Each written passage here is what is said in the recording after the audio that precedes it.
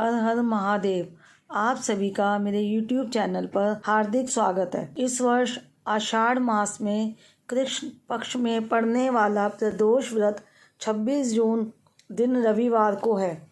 जैसा कि आप सभी जानते हैं कि प्रदोष का दिन भगवान शिव और माता पार्वती को अत्यधिक प्रिय है, इसलिए इस दिन हमारे द्वारा की गई थोड़ी सी ही पूजा से भगवान शिव और माता पार्वती अत्यधिक प्रसन्न होकर हमें और हमारे परिवार को सभी मनोकामनाएं पूरी होने का आशीर्वाद देते हैं।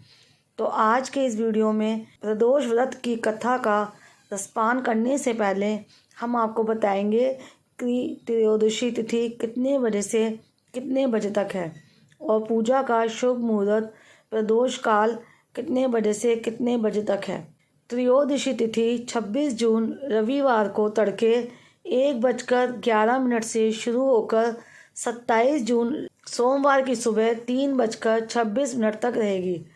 तो शाम के समय जब सूर्यास्त होता है तब उस समय त्रयोदशी तिथि 26 जून को होने के कारण 26 जून को ही प्रदोष का व्रत करना सर्वोत्तम रहेगा। 26 जून रविवार को रवि प्रदोष व्रत के दिन सूर्योदय का समय रहेगा सुबह 5:47 और सूर्यास्त का समय रहेगा शाम 7:12 और प्रदोष काल का समय रहेगा शाम 6:27 से लेकर 7:52 तक।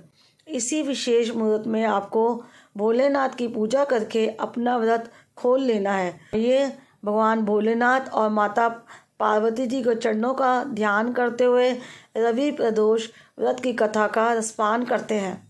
रवि प्रदोष व्रत कथा के अनुसार एक गांव में अति दीन ब्राह्मण निवास करता था। उसकी स्त्री प्रदोष व्रत किया करती थी। उसे एक ही पुत्र था। समय की बात है, वह पुत्र गंगा स्नान करने के लिए गया। दुर्भाग्यवश मार्ग में चोरों ने उसे घेर लिया और वह कहने लगे कि हम तुम्हें मारेंगे नहीं, अपने पिता के गुप्त धन के बारे में हमें बता दो। बालक दीन भाव से कहने लगा कि बंधुओं, हम अत्यंत दुखी दीन हैं, हमारे पास धन कहाँ है। तब चोरों ने कहा कि तेरे इस पोटली में क्या बंधा है। बालक ने निसंकोच कहा कि मेरी माँ ने मेरे लिए रोटियां दी हैं। यह सुनकर चोरों ने अपने साथियों से कहा कि साथियों, यह बहुत ही दीन दुखी मनुष्य है, अतः हम किसी और को लूटेंगे। इतना कहकर चोरों ने उस बालक को जाने दिया। बालक वहाँ से चलते हुए एक नगर में पहुंचा। नगर के पास एक बरगद का पेड़ था। वह बालक उसी बरगद के वृक्ष की छाया में सो गया। उसी समय उस नगर के सिपाही चोरों को खोजते हुए उस बरगद के वृक्ष के पास पहुंचे और बालक को चोर समझकर बंदी बना राजा के पास ले गए। राजा ने उसे कारावास में बंद करने का आदेश दिया। ब्राह्मणी का लड़का जब घर नहीं लौटा तब उसे अपने पुत्र की बड़ी चिंता हुई। अगले दिन प्रदोष व्रत था। ब्राह्मणी ने प्रदोष व्रत किया और भगवान शंकर से मन ही मन अपने पुत्र की कुशलता की प्रार्थना करने लगी। भगवान शंकर ने उस ब्राह्मणी की प्रार्थना स्वीकार कर ली।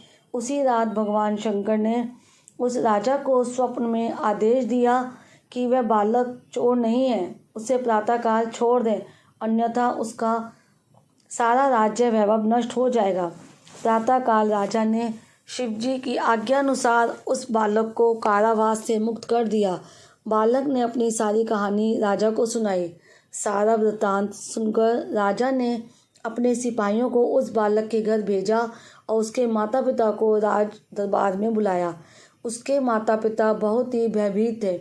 राजा ने उन्हें भयभीत देखकर कहा कि आप भयभीत ना हो, आपका बालक निर्दोष है। राजा ने ब्राह्मण को 5 गांव दान में दिए जिससे कि वे सुखपूर्वक अपना जीवन व्यतीत कर सकें। भगवान शिव की कृपा से ब्राह्मण परिवार आनंद से रहने लगा। अतः जो मनुष्य रवि प्रदोष व्रत को करता है वह सुखपूर्वक और निरोगी होकर अपना पूर्ण जीवन व्यतीत करता है तथा उसके जीवन में खुशहाली आती है। तो जिस प्रकार भगवान भोलेनाथ और माता पार्वती जी ने उस निर्धन ब्राह्मण पर कृपा की, इसी तरह भगवान शिव और माता पार्वती हम सभी पर अपनी कृपा करें। इस व्रत कथा को सुनने मात्र से ही हमारी सभी मनोकामनाएं पूरी हो जाती हैं।